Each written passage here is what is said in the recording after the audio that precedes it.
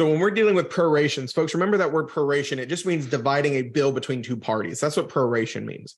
So we prorate taxes, rents, and HOA dues between buyers and sellers when they close on real property. Understand that tax bills are paid every year. HOA dues could be paid monthly, bi-monthly, annually, right? So you'd have to pay attention to that on a test. Rents are paid monthly.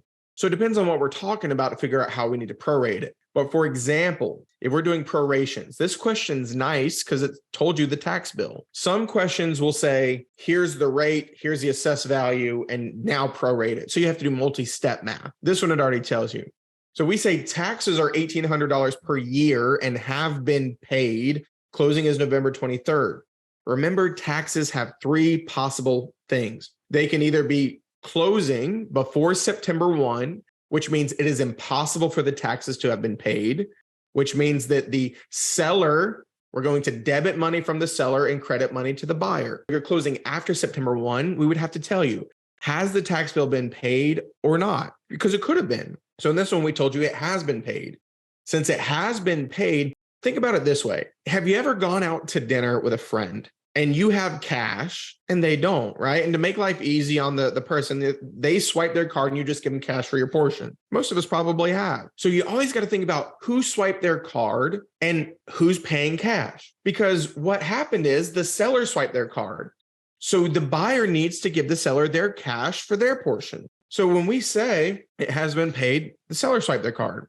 If it hasn't been paid, right, then the question is who's going to swipe their card? And so the other option is if it is after September 1st and it's not been paid yet, think of it like you both just have cash. And so you're going to put $60 in the book plus your portion of the tip, and they're going to put $40 in the book plus their portion of the tip. Pay it at closing. Taxes are $1,800 per year and have been paid. Closing is November 23rd. How the taxes be handled in the closing statement. We always deal with 30-day months and 360-day years in pre-licensing.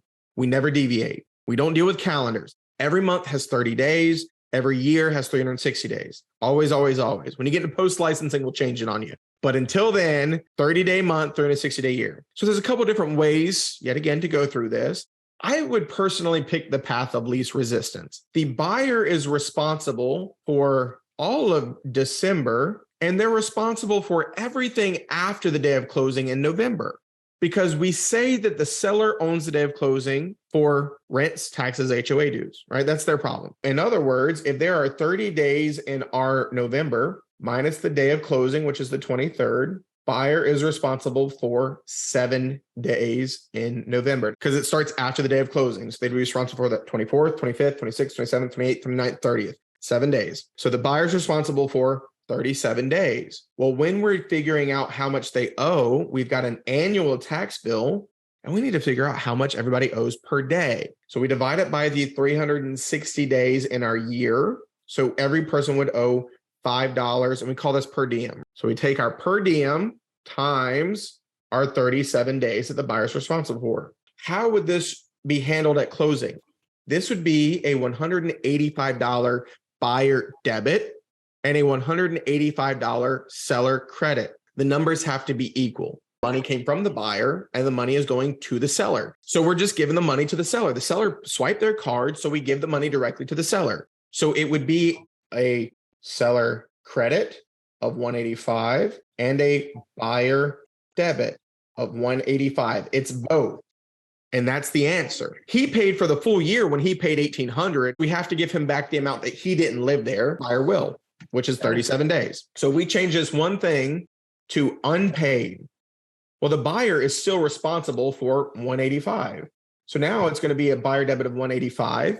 Folks, the entire tax bill is $1,800. $1,800 minus $185, seller's portion. So now this is what we call a double debit. And this is where I told you both parties have cash. So now the attorney is going to pay the tax bill. So you just give the money to the attorney. Seller debit of $1,615, buyer debit of $185. We call that a double debit. This is the one time that the numbers have to be different because they have to equal the total tax bill. So you give your money to the attorney at closing and the attorney is going to cut a check to the tax assessor. This is basically the same as you both putting cash into the book. You pay cash for your portion, I'll pay cash for my portion, and it's taken care of at closing.